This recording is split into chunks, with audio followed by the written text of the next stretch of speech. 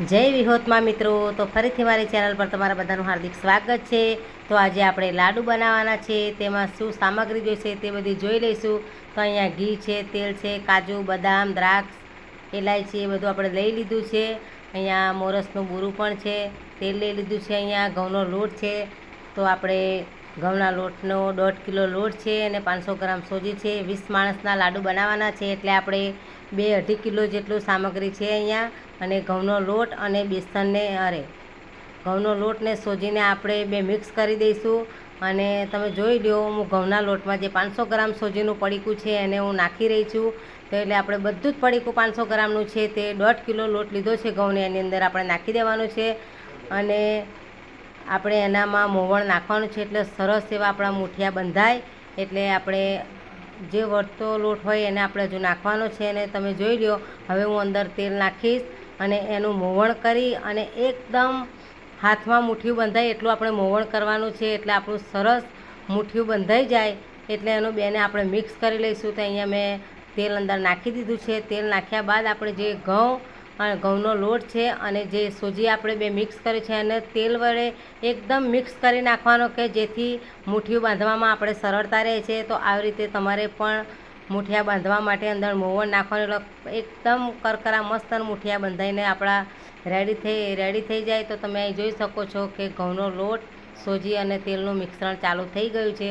અને તો તમે આવું કરો તો એકદમ લાડુ પણ એટલા સરસ બને અને એકદમ આપણને મુઠિયા બાંધવામાં પણ સરળતા રહે। તો અહીંયા ગરમ પાણી અમે લઈ લીધું છે અને ગરમ પાણીની મદદથી આ મુઠિયા અમે બાંધી લીધા છે। તમે જોઈ લો કેટલા સરસ મુઠિયા બાંધીને રેડી થઈ ગયા છે।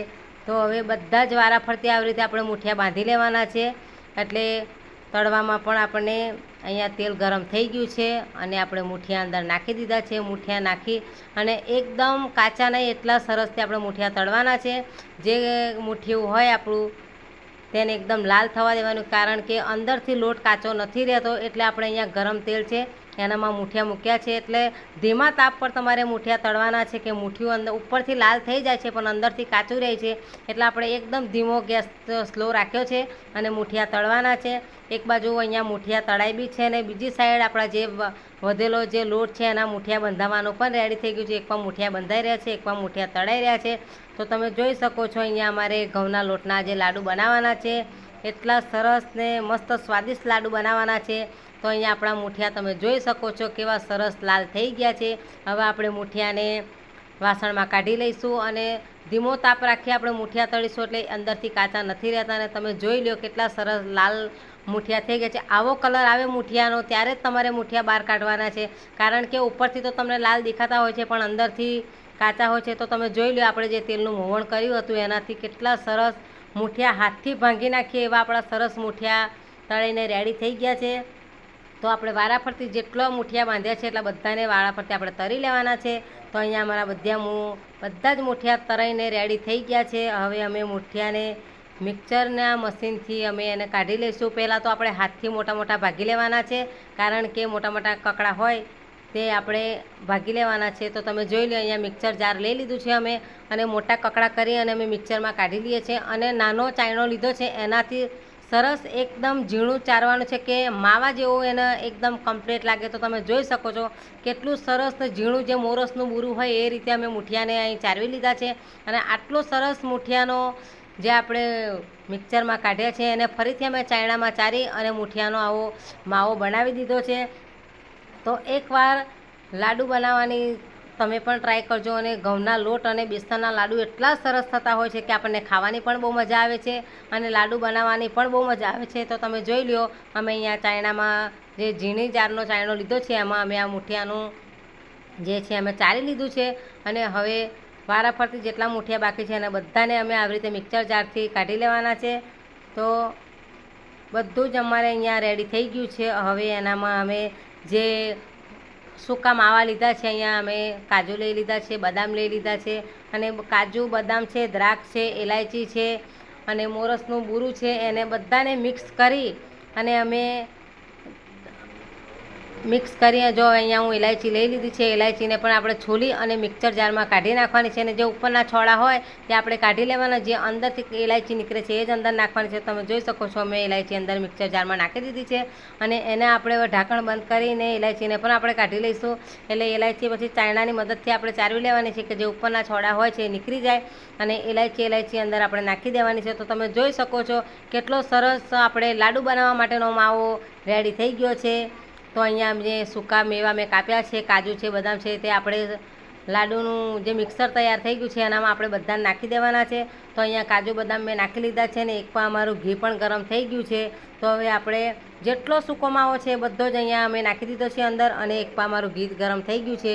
તો ઘી પણ આપણે નાખી દઈશું. અહીંયા મેં દ્રાક્ષ લઈ લીધી છે. દ્રાક્ષ લીધા પછી આપણે બધી દ્રાક્ષને મેં નાખી દેવાની છે. તો તમે જોઈ શકો છો અહીંયા મેં સૂકી દ્રાક્ષ 500 ગ્રામનું દ્રાક્ષનું પડીકું લીધું છે. એને આપણે સ્વાદ મુજબ નાખીશું. અહીંયા મેં દ્રાક્ષ નાખવાનું ચાલુ કરી દીધું છે. તો તમે જોઈ શકો છો કાજુ બદામ દ્રાક્ષ ઇલાયચી આપણે બધું નાખી દીધું છે. તો અહીંયા તમે એકદમ રેડી માવો બનીને થઈ ગયો છે. લાડુ બંધાય. હવે ખાલી ઘી નાખવાની વાર છે. એટલે આપણે અહીંયા ઘી ગરમ જોઈ લો. હું ઘી કાઢી રહી છું તાવામાં. હવે એનામાં આપણે ઘી કાઢીને ગરમ કરી લેવાનું છે. ઘી ગરમ કરીને પછી આપણે નાખી દેવાનું છે. તો તમે જોઈ શકો છો આની અંદર હવે મારું ઘી ગરમ થઈ જાય એટલે હું આનામાં ઘી નાખી દઈશ. તો અહીંયા આપણું ઘી ગરમ કરવા માટે આપણે ગેસ પર મૂકી દીધું છે. ઘી ગરમ થાય એટલે આપણે જે માવો તૈયાર કર્યો છે એનામાં આપણે નાખી દેવાનું છે. તો ઘી ગરમ થઈ ગયું છે. તો હવે આપણે એકદમ ઘીને ઉકાળવા દેવાનું છે. કારણ કે આપણે જે લાડુનું મિક્સર છે એમાં નાખવાનું છે. એટલે ઘી ઉકાળી લઈશું તો જ આપણો લાડુ બાંધવાની મજા આવશે. તો તમે જોઈ શકો છો ચમચાની મદદથી મેં અહીંયા હલાવી લીધું છે. હલાવ્યા પછી હવે આપણે જે મિક્સર જાર આપણું તૈયાર કર્યું છે લાડુને એમાં આપણે આ જે ઘી તાવામાં ગરમ કર્યું છે તે એની અંદર આપણે નાખી દઈએ. તો તમે જોઈ શકો ચમચા અત્યારે ઘી ગરમ છે એટલે ચમચાની મદદથી નાખી રહી છું. અને જે આપણો લાડવા બાંધવાનો માવો તૈયાર છે એમાં આપણે ઘી નાખી દેવાનું છે. તો તમે જોઈ લો આવી રીતે મેં ઘી નાખી દીધું છે.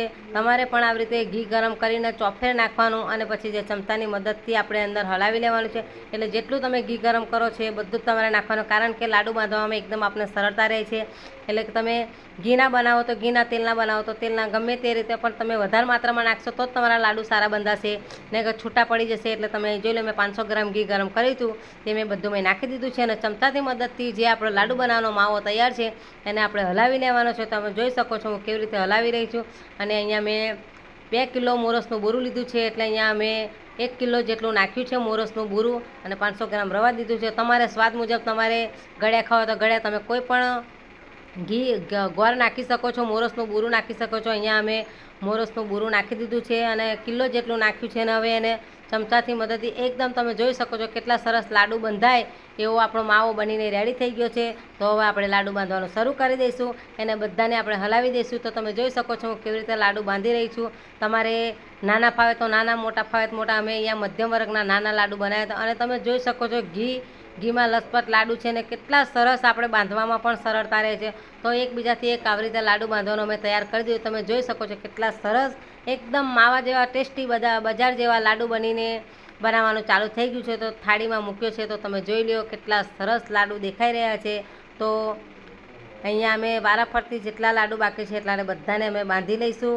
તો તમે જોઈ લો વારાફરતી આપણે બધા લાડુ બાંધવાનું તૈયાર કરી દીધું છે. અહીંયા મારા લાડુ એકદમ કમ્પ્લીટ બનવા માંડ્યા છે. ગોલ ગોલ અમે લાડુ બાંધી દીધા છે અને લાડુ બનીને અમારા રેડી થઈ ગયા છે. તો કેટલા સરસ તમને કાજુ બદામના ભરપૂર લાડુ દેખાય છે. તો અહીંયા જેટલા બાકી છે એટલા બધા લાડુ અમે બનાવી લીધા છે અને મારા લાડુ બનીને રેડી થઈ ગયા છે. તો તમે જોઈ શકો છો કેટલા સરસ લાડુ બની ગયા છે. ઘીમાં ભરપૂર છે, કાજુ બદામ નાખી દીધી, એટલા સરસ ટેસ્ટી લાડુ બન્યા છે. તો ઘઉંના લોટ, સોજી અને એના બેને મિક્સરથી અમે આ લાડુ બનાવ્યા છે. તો અહીંયા મારા 20 માણસના લાડુ બનીને રેડી થઈ ગયા છે. તો તમે જોઈ કેટલા સરસ મારા લાડુ બનીને રેડી થઈ ગયા છે.